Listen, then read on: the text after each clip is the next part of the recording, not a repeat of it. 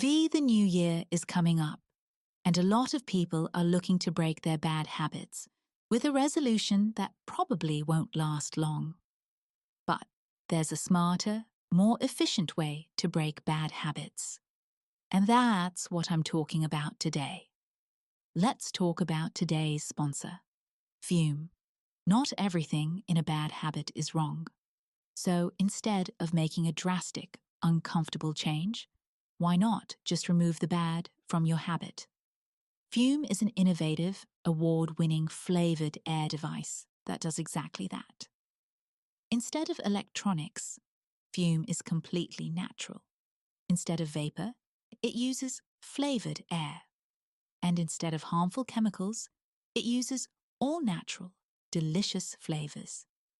It's a habit you're free to enjoy, one that makes replacing your bad habit easy. It fills that void in a natural, guilt-free way. Your Fume comes with an adjustable airflow dial and is designed with movable parts and magnets for fidgeting, giving your hands something to do. Perfect for de-stressing while breaking your habit. There are tons of flavors to choose from. Crisp mint is my favorite so far, with orange vanilla coming in a close second. The look and feel of the real wood, along with its shape, make it feel like you're holding a truly premium piece. Stopping a bad habit is something we all tend to put off because it's hard. But switching to Fume, that's easy, enjoyable, and even fun.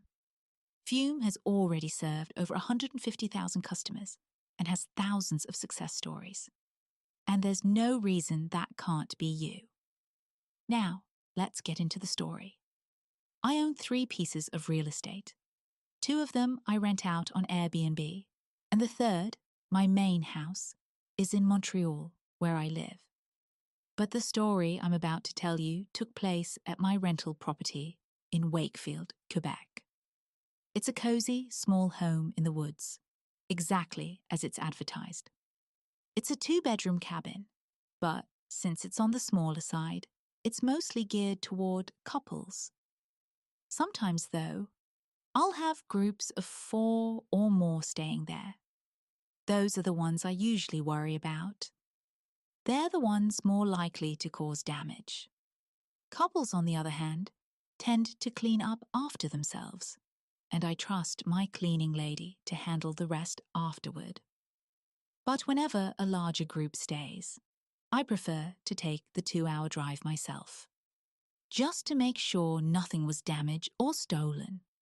Usually, when I make that drive, I stay the night as well. This particular trip was right after a big group had stayed for the weekend. I wanted to go up there, clean up, and check on the place. I let my nearest neighbor know I'd be heading up there for the day. Like me, he's hardly ever around. So, whenever I visit, I reach out to ask if he needs me to bring up any mail or packages. He texted back pretty quickly, saying he wouldn't be up this week, but he'd appreciate it if I could check for a letter from a specific person. So, on my way to his place, I pulled into his driveway and walked over to his mailbox. That's when I noticed something odd. Footprints in the snow, right alongside his house. Before checking those out, I looked inside his mailbox. Just a few junky envelopes. Credit card offers, nothing important. I texted him that there was no mail from the person he mentioned, but that someone had clearly walked onto his property. It wasn't the mailman. The footsteps came from the woods, approached one of his windows, then wrapped around toward the back. He immediately called me and told me to follow the footprints to see where they led. So I did. I followed them around the house until they disappeared into the woods on the other side. He told me, as long as they didn't break in, I don't give a damn. So I left, got back in my car, and drove the remaining minute up the hill to my place. The second I stepped out, I froze. There were footprints in the snow, a lot of them, all around my property. The guests had left a couple of days earlier, and it had snowed just the day before I arrived. So, it was strange, because those footprints couldn't have been theirs. The footprints hadn't filled in yet. There was more snow coming tonight, so by tomorrow, they'd surely be gone. Buried under a fresh layer. The first thing I did was change the security lock on the front door before the next visitors arrived. Walking into the house, I could tell it was a mess. The sink was full of dishes and glasses, the garbage bin was overflowing, and cans of pop and beer were scattered everywhere. Some guests are like this. They figure, hey, we're paying a cleaning fee anyway. I triple-checked everything to make sure nothing was missing or damaged, then began cleaning. I had music playing as I worked, but even over the sound, I heard something from outside. Now my house is all the way up on a hill, surrounded by woods.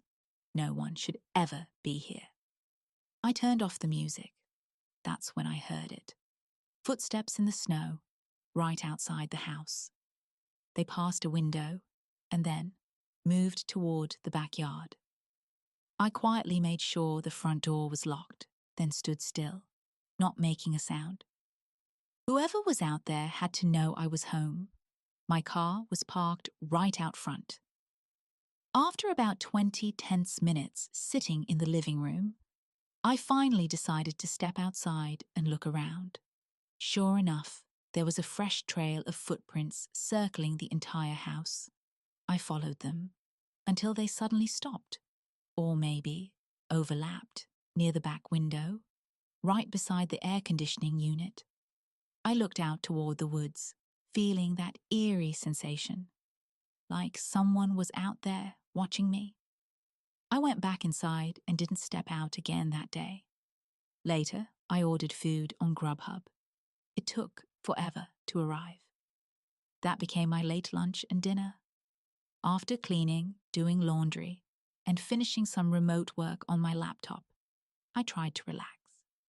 It had started snowing again, heavier this time. They said it would continue all night. That's usually good news for rentals. People love the cozy cabin in the snow vibe.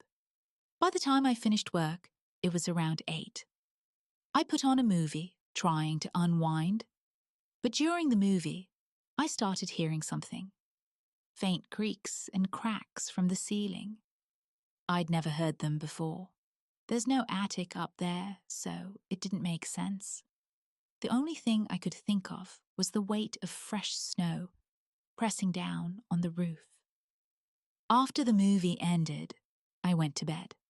The soft sound of snowflakes tapping the windowsill was oddly peaceful, until it wasn't, because that sound was interrupted by something else. Footsteps. Slow, heavy, deliberate footsteps crunching through the snow outside. The realization hit me like a shock. Someone was outside. This late at night. The steps passed my window, then faded away into silence. I sat there on the edge of my bed for 20 minutes, frozen, listening, waiting for any sign of movement, any noise that would shift me from alertness to full-on defense mode. But nothing. Just silence. Finally, I put on my coat and boots, grabbed a baseball bat, and stepped outside. Another fresh trail of footprints.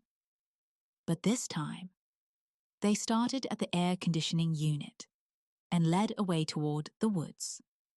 That's when it hit me. Someone had likely been on my roof, climbing up and down using that AC unit. I went back inside immediately and called the police. About 20 minutes later, a Wakefield police officer arrived. We looked around the property together. He even climbed up onto the roof and confirmed it.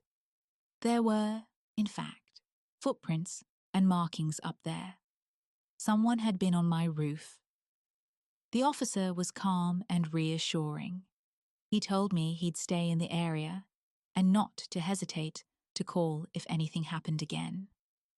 I also mentioned the footprints I'd seen earlier at my neighbor's house, just in case this person, or people, were targeting multiple homes.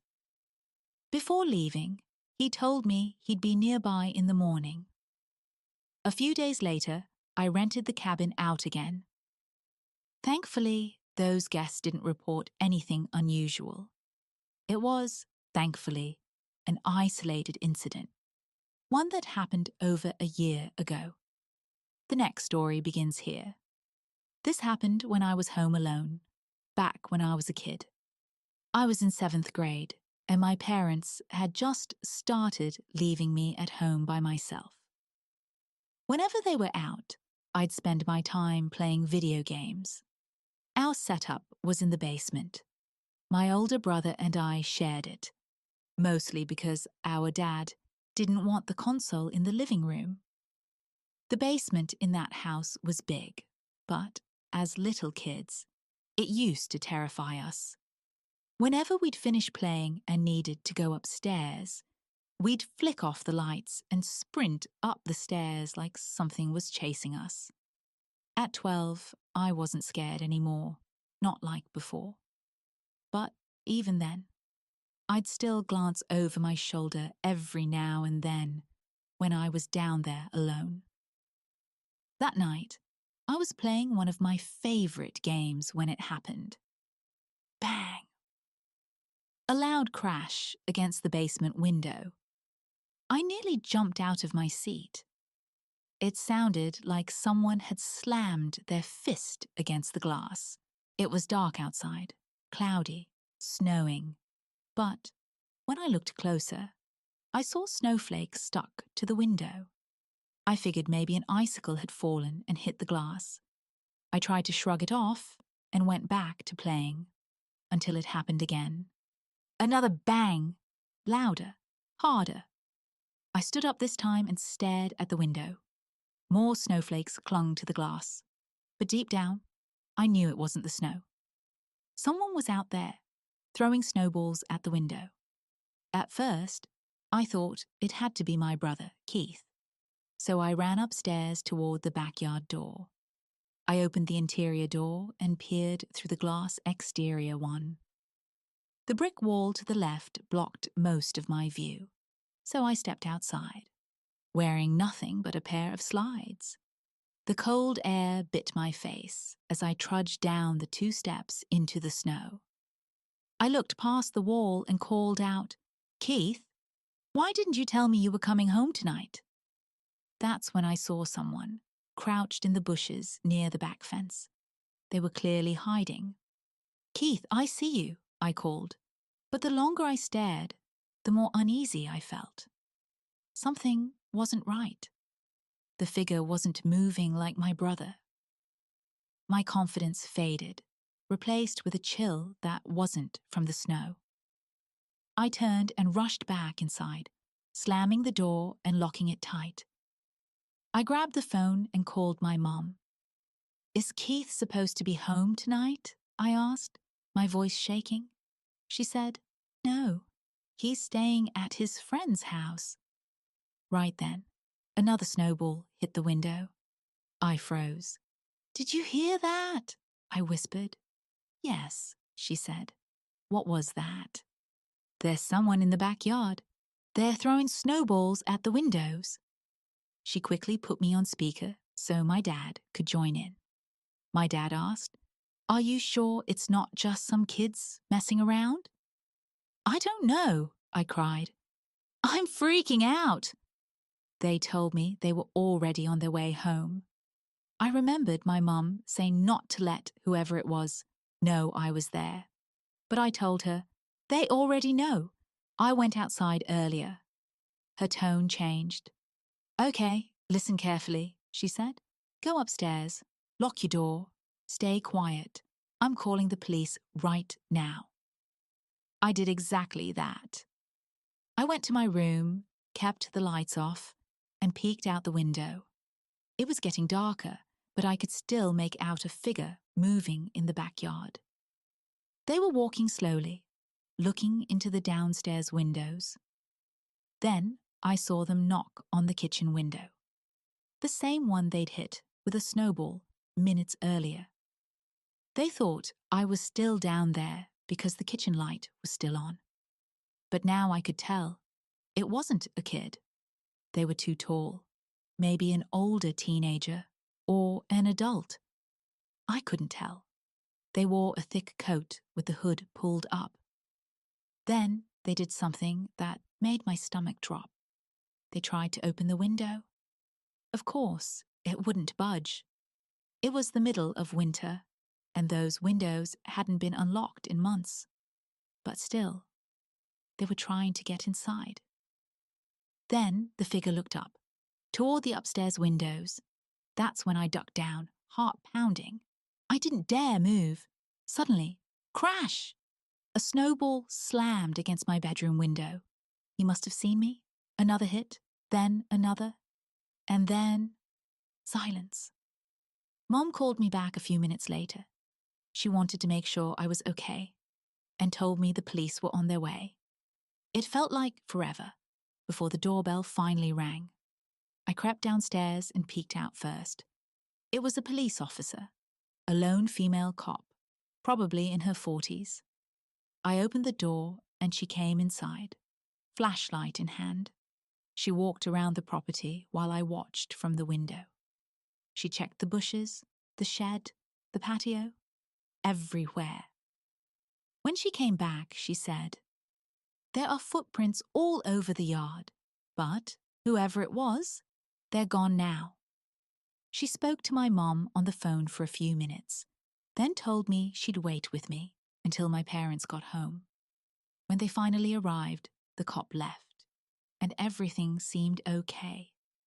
We never found out who it was.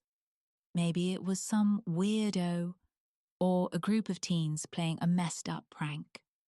But the way he tried opening that window, after throwing snowballs and letting me know he was there, that didn't feel like a prank.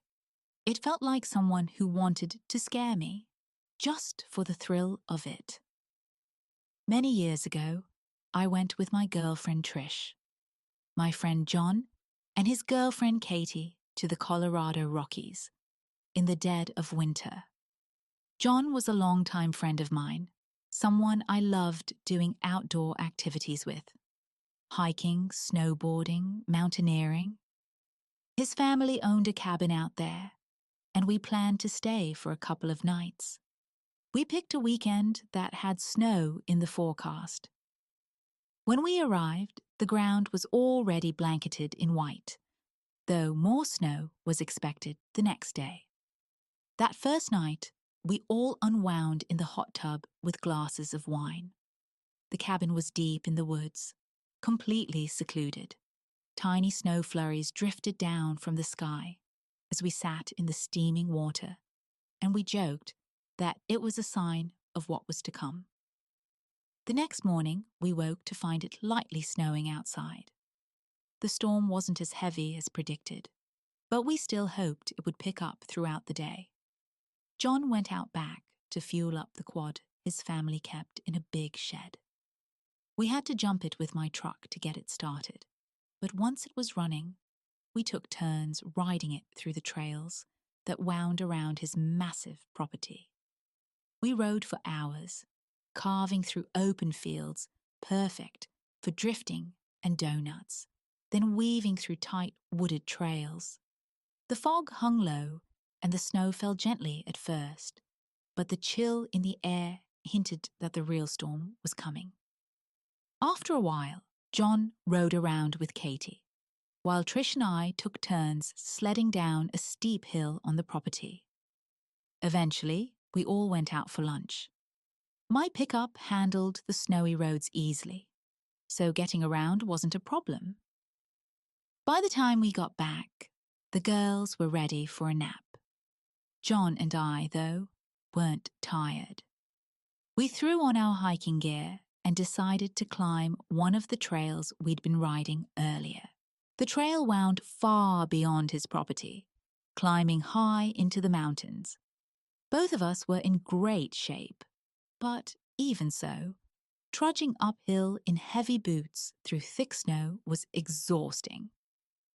We hiked for about 40 minutes before stopping near the top, a spot that would have offered an incredible view if it weren't for the blinding fog and falling snow. Everything around us was just white. We sat down to catch our breath as the snowfall grew heavier. The forecast had been right. I asked John for the third time if he was sure he knew the way back. He laughed and said, "Absolutely." So he led us down the mountain, but by now it had become a full-on blizzard. The snow whipped at our faces. The wind howled through the trees. We quickened our pace, thankful that going down was easier than climbing up. Then, out of nowhere, I heard something. A low moaning sound, like a human voice, distant but unmistakable. I froze and said, "John, did you hear that?" He stopped, listening. No. Then it came again. A deep, rumbling moan that echoed through the trees behind us. It wasn't an animal. It sounded human. We exchanged a glance and picked up our speed. I could feel my heart pounding as I whispered, "What is that?" He shook his head. "I have no idea." A moment later, I heard footsteps, crunching in the snow, following us. "Stop," I told him. We both stood still. The forest was dead silent. That's the eerie thing about snow. It muffles everything. Every sound stands out. And right then, behind us, something was walking. The fog was so thick that we couldn't see more than a few feet ahead. Whoever, or whatever, was back there was hidden. But John was right. No wild animal would follow two people making this much noise. That's when I felt my coat pocket vibrate. My phone. I pulled it out and saw Trish's name flashing on the screen. My service must have just come back, because all her texts started flooding in at once. I took off my gloves to read them, and as I scrolled, a cold chill ran through me. She was asking if that's when I read Trish's final text. She said she saw John and me outside the cabin, and that they were scared to go out there. My heart dropped. I typed back with my wet, freezing fingers. "What do you mean? We're not outside." But the message didn't deliver. I tried calling, straight to voicemail. The signal was gone again. I told John about the text, my voice shaking, and said, "We need to hurry." The humming and moaning sounds followed us, low, distant but steady, like something was moving just out of sight behind the fog. We didn't walk anymore. We ran. Branches scraped against our jackets. Snow flew in our faces. The forest was closing in, dark and silent, except for those footsteps following us. Finally, through the thick snow, we saw it. The faint orange glow of the cabin lights. We sprinted harder, bursting through the trees and up the steps, pounding on the door. The girls opened it, terrified. They both started talking at once, voices shaking, trying to explain what happened. What they told us made my stomach twist. About 10 minutes before we arrived, they saw two people walking around outside the cabin. One of them stopped by the window and looked in. The girls hid in one of the back rooms, too scared to even move or close the blinds. John immediately went to his dad's room and grabbed a gun. We closed every blind in the cabin. The air inside felt thick, silent but heavy with dread. After things calmed down, we realized we still hadn't eaten dinner. Against better judgment, John and I decided to step outside to check around before leaving. He carried the gun. The woods were eerily still. No sound, no movement. just darkness swallowing everything beyond the porch light. We told the girls it was clear and hurried them to the truck. We didn't mention the strange noises we'd heard in the woods. No point in making them panic more. We went to a diner, ate quickly, and came straight back. Nobody said much. The hot tub stayed cold that night. We decided on a movie instead. About halfway through, a loud, aggressive knock echoed through the cabin. We all froze. John grabbed the gun from the table, his hand trembling slightly. We exchanged a look, pure fear. Whoever was out there knocked again, harder this time. John whispered, "Should I threaten to shoot?" I shook my head. "No, just stay quiet." We waited. No third knock came. The girls went to the bedrooms while John and I stayed in the living room, guns loaded, ears tuned to every creak and gust of wind. We didn't sleep much that night, just sat there, waiting for something else to happen. Morning finally came. The light through the windows felt unreal after the tension of the night before.